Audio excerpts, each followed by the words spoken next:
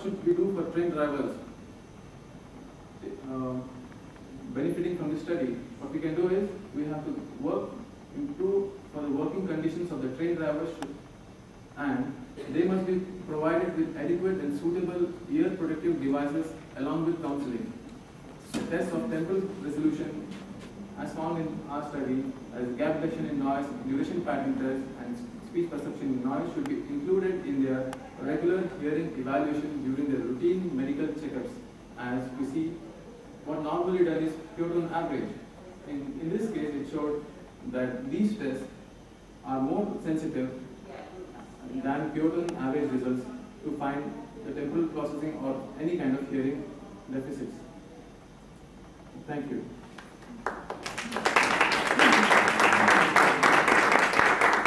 Thank you. Questions? Yes, questions? Yes. Okay. Any questions? So I just walked into your session, but knowing all this, with distortion product autoacoustic emission testing, wouldn't you add that as a test protocol for these patients? And how would you look at a shift level, and how much of a shift would you consider where the person is starting to lose their hearing? Wouldn't it be a more sensitive indicator of everything? As you say, that definitely the distortion product autoacoustic emission, that is DPOE test, would be one of the best tests to include in this test protocol in these measures, where we can show a clear effect of result of cochlear damage. We can show that the noise we have quantified the noise exposure, but to quantify the cochlear damage, as you say, DPOE would be a good test. But unfortunately, we couldn't carry out this test because we have to, our subject population was of train drivers, and there is no place where we can find them all together. You'll have to run behind them, and when they sign in and get into the train to drive, or when they come out. And as you know, DPOE requires a sound-treated, perfect acoustic setup. So for this reason, it was difficult and it was not possible actually to carry out this particular test in these groups. Otherwise, it would be really, as you said, it would be benefiting to actually talk about cochlear damage. DPO is required. In what environment did you test the thresholds? Not in the train cabin? Not in the train cabin. They have their, you can say, they have the chambers, there are separate rooms where they can rest for some time before starting to drive, and also after they come back from drive, they sign out, and there's a sound-treated room, calm and quiet room. So, and of course, when the pure tone results were tested, the calibration, the correction factors were considered, and also in each of these tests, when the stimuli was presented to them, it was seen that there was no competing acoustic signal coming. If it was so, the test was repeated.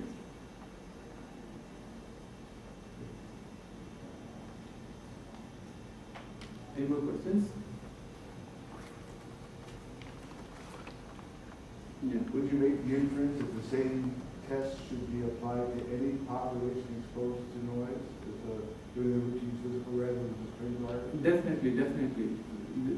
This inference can be done. These tests, as we have found to be so sensitive, as equally sensitive as what we can see the DPOE tests are for. But DPOE talks about only cochlear damage, but these tests especially talk about their functional aspect, that is temporal processing and speech perception skills.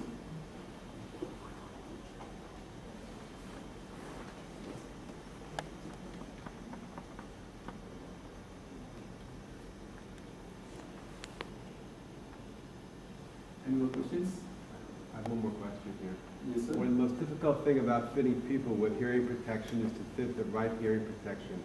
What would you suggest for that? An electronic type of device for them for the sound attenuation, or a music type of earplug, or a solid type of earplug? Because they have to be able to hear in order to work. So what would you suggest? I would suggest then to use some electronic kind of or ear protective device which has some digital signal processing, as we find in hearing aids. That is why, because we know what kind of noise exactly they are troubled by. So we have to filter out that noise But when I asked them, like, why don't you use earplugs, which have been provided by their management, they say we can't use because we can't hear each other talking, we can't respond to our that walkie-talkie, and we can't hear the track sounds. So that's why they can't use such solid or mechanical kind of ear protective devices. They have to use electronically designed ear protective devices which can be digitally manipulated, and before which we can also measure the quality of noise, and such particular noise band we can filter it out from the signal what they get to hear.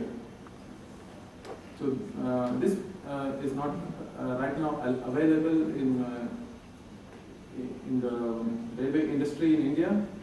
That is one of our future studies to carry out, so that to develop such a device and test it out in such a noise exposed group and see how it benefits.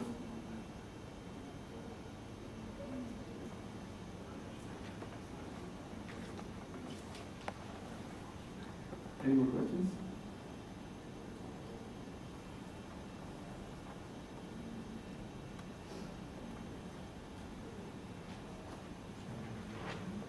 Okay, thank you. Thanks for your attention.